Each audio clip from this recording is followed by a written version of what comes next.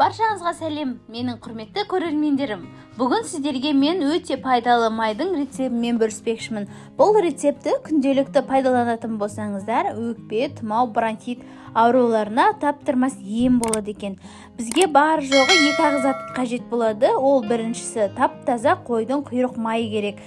Одан кейін бізге таза табиғи бал қажет болады. Ең бірінші видеодағыдай қойдың құйрық майын 4 бұрыштап, ұсақтап турап аламыз.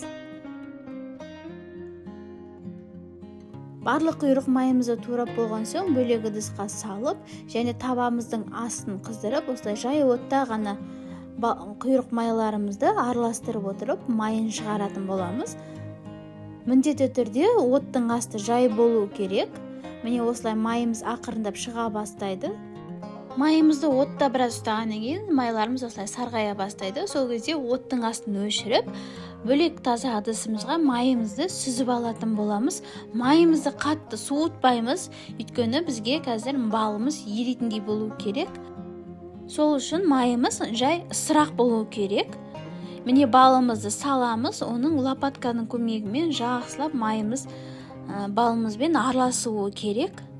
Және толықтай араласу үшін, май бір-біріне бірігу үшін оны сыртқа шығарып келеміз.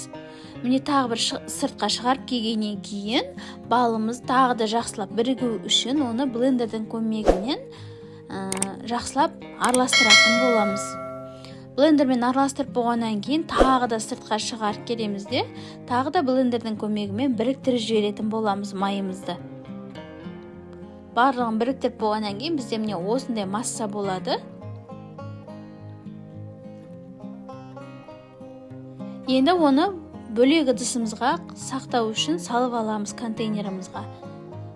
Және күнделікті пайдалану үшін кішкентай ыдысымызға салып алатын боламыз.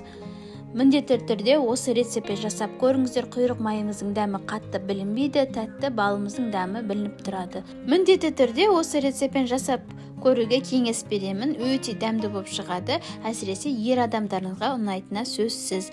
Достар, менің каналымда бұдан да керемет жақсы рецепттер бар, соны қарап тіркеліп қойсаңыздар болады. Және поделиться кнопкасын бассаңыздар, жақын туыстарыңызға, құрбыларыңызға жібере аласыздар.